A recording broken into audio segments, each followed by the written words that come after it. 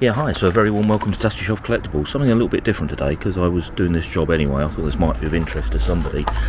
A little problem with the toy car in that as I'm driving it, I'm getting a lot of backfiring. It's popping and banging all the time, and it's also firing out through the carburetors. So this is fitted with twin Webers, they're twin 45s, and you see there's a trumpet inlet that pulls the air in over the grills here. And telltale sign is when this fires out through the trumpets. You see it sort of sneeze, if you like, with a sort of vapor coming out. That's a leak from in here. So I've got some replacement rubbers. These are sort of sprung mounted. I don't know if you can see that they're sort of loose mounted so that they can move and flex with the engine. And these rubbers sometimes go hard, and I do wonder if that's my problem. So I've got a new set of rubbers and I'm going to try and fit those today. So I'll just show you what it's doing. I'll see if I can get it to do it on the drive. I don't want to take it out for a run. And then the first job is get these trumpets off so I can get access underneath, because you can see how tight the clearance is. And then it's just a case of undoing the 8 bolts and hopefully sliding the rubbers out.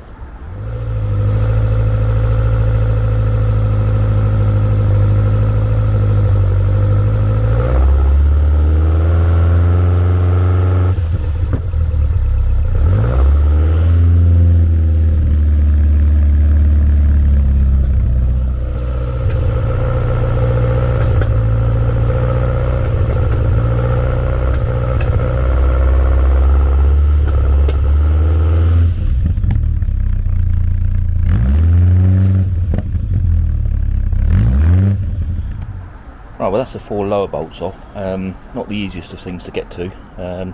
Once you can get a socket on there, it was fairly straightforward, but getting to them is not the easiest in this car.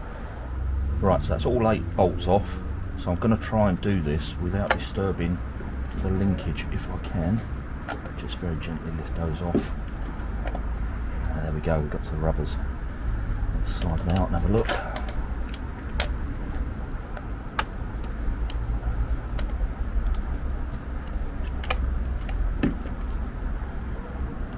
Not too bad. Let's do this one.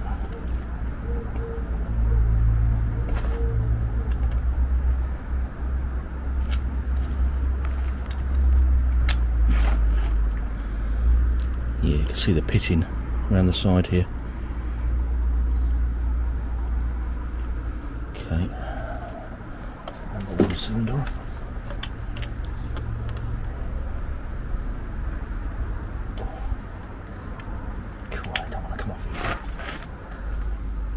Again, you can see it around the bottom here.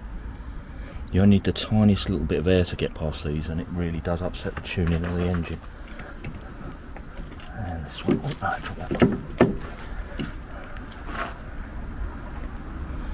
that was not too bad. Okay, I'm now going to clean these up, clean the surfaces off, make sure they're nice and clean, and let's get the new ones in. So these new misab plates, as they're called, these are slightly modernised. So on this one, where you've got your 2 rubber seals either side, effectively you've got 1, 2, 3, 4 joints running through on there, any one of which could leak, and it really is the tiniest little leak that causes a problem on these. If you've ever tuned one of these Weber carbs, you'll know that it's, you turn the screw a quarter of a turn and it can change the tuning. So if you have a little bit of air seepage, a tiniest little air seepage on here, throws the tuning completely out on the car. Now this new one has actually got continuous rubber running all the way through, as you can see. So we've now only got 1, 2 faces that has the potential to leak. So anyway, let's go and get these on the car.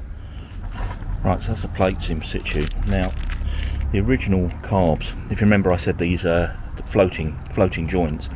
So these aren't compressed right down, they allow a little bit of vibration in the carb. Now the original plates that came off had this spring washer in here, and what that does is you put that behind the nut, and it basically puts tension onto the fixing and onto the coupling without actually hard clamping it down.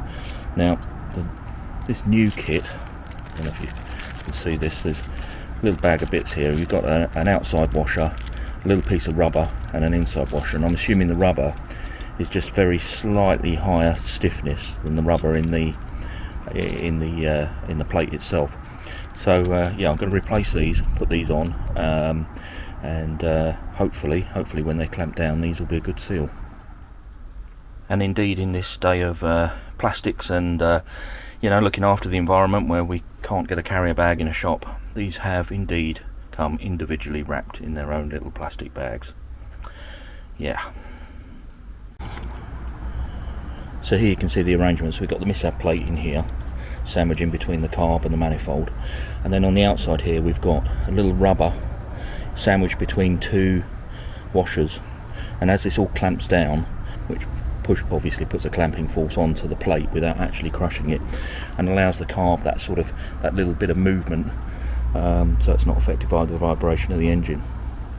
So that's the 4 on the top there. I won't tighten them down yet. I've now got to struggle and get the ones on the underneath, which are, as I said earlier, which are extremely difficult to get to.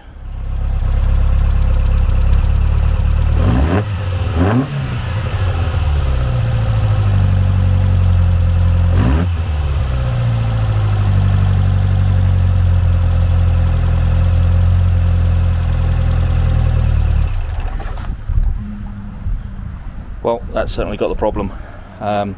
It's even running better on idle. So yeah, I must have had a little bit of seepage past those plates, and that was causing all the popping and banging and horrible backfiring through the carb. So yeah, successful job.